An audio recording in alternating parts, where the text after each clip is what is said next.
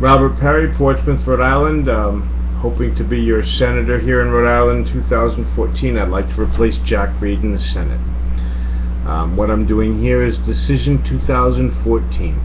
I'm giving you my impression of the Democratic candidates for the primary September 9th. I've been hearing from all the candidates via television, which means that they're all still bought into the multi-million-dollar campaigns. One of the people involved is a gentleman by the name of Caprio.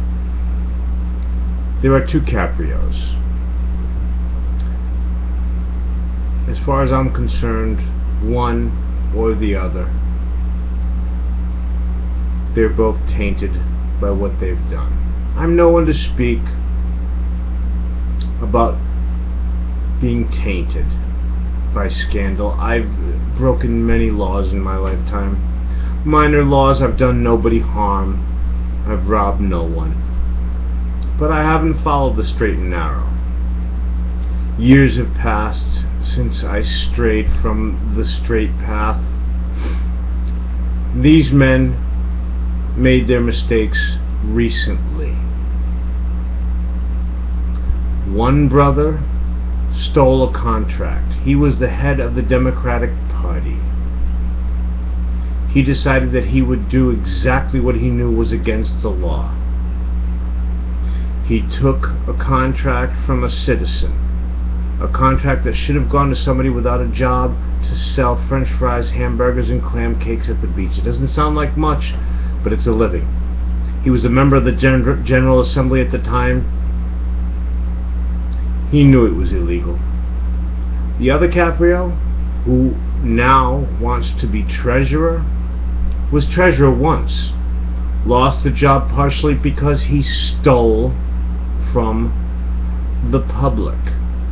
He used his position to sell contracts that he then received kickbacks from. More recently, we gave him another chance, and he blew it again. His second strike was not telling us about his brother, who was the head of the Democratic Party. That's two strikes. We don't need a third strike. We don't need another Caprio. I'm tired of hearing these people say, I found God. He found nothing.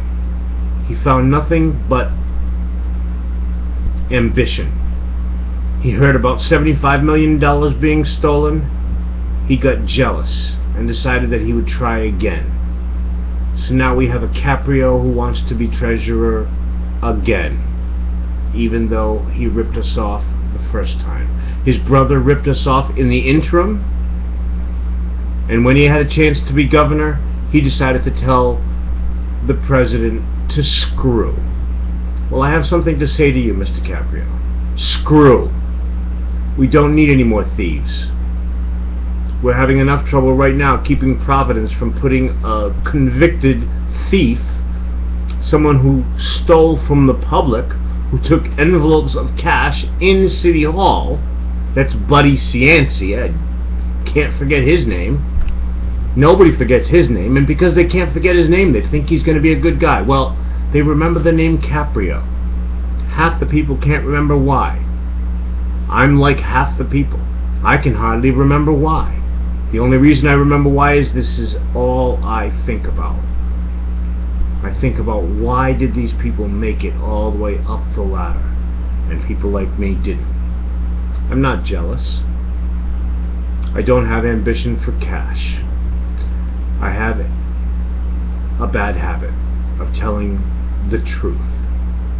Particularly, I seem to enjoy telling the truth to power. You can decide for yourselves why. I think that's one of the reasons that I'll make a great senator. But I'll leave you with this. Mr. Caprio, stop asking for another chance. We know that getting back up off your ass is a good sign of a man that has ambition, that has drive.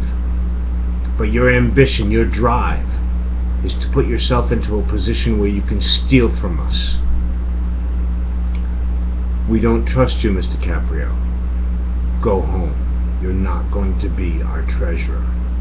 With any luck, you'll find a job, maybe flipping hamburgers for your brother who stole the contract at the beaches. Thank you, Mr. Caprio. Goodbye.